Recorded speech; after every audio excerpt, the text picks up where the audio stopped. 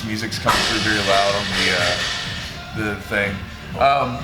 Probably. Got a good question from Elliot on Instagram, and he sends me a message and says that he's wondering about a Darce Choke defense. So he says that he's having trouble with the Darce Choke, and I just so happen to have one of the best Darce Chokers in our gym, Chad Hardy here, who's got some arms for days. So I'm gonna show you guys the defense that I personally use a lot for the Darce Choke. That's helped me out a bunch.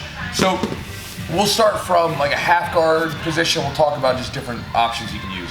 So a lot of times, especially for me, I play a half guard position here. So a lot of times Chad's gonna start to immediately go here. And Chad used to catch me all the time back in the day as a purple belt, where he would finish his Darce Choke. Go ahead and finish it off for me. And switch his hip. And so you have to be careful if they do this, right? So again, what I'm really sensitive to now is when I play this underhook, as soon as I feel this overhook coming in, I'm like, oh, I know what's happening, right? So what I'm gonna do is, and I'll get a closer grip to it in just a minute, we're gonna do a regrip. And what I mean by regrip is anytime the person's grip is going and I grip off of that grip instead of breaking it completely, I call that a regrip. So I'm gonna regrip on the wrists. So he's getting the overhook here, going for this grip, and I'm going to grab his wrist here. Now, when you get a grip, focus on getting your middle finger right here and your thumb right here where the wrist meets the hand, right?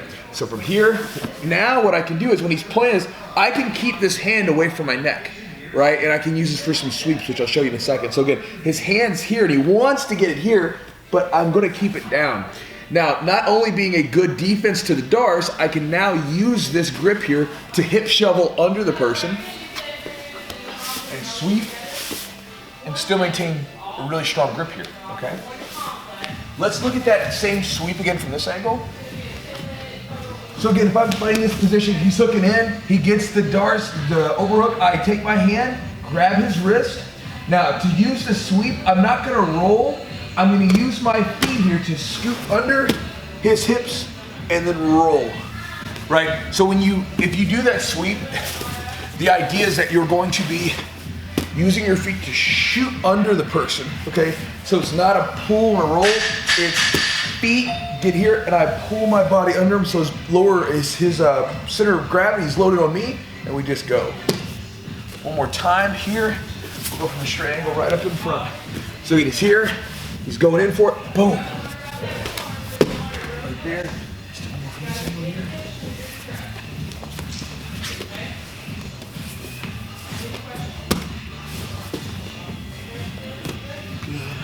So again, he's going for that Darce grip here, okay? He wants to get here. Before it even gets there, as soon as I feel that pinch on the back of my tricep here, my hand grips the wrist. If I'm playing an underhook, as soon as he goes here, I get my hand down, I grab the wrist, and again, I'm keeping it away from my face.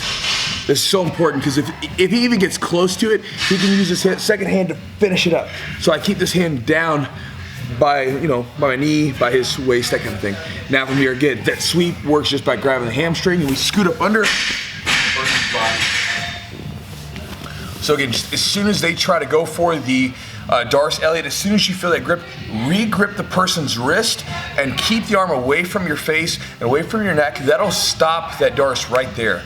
And again, you can use that sweep that I showed you just there. If nothing else, you can just sort of, keep the arm down, make some distance, and play from a different type of half guard or get you back to a full guard if you want to. So, Elliot, I hope that helps. Thanks for the question, brother.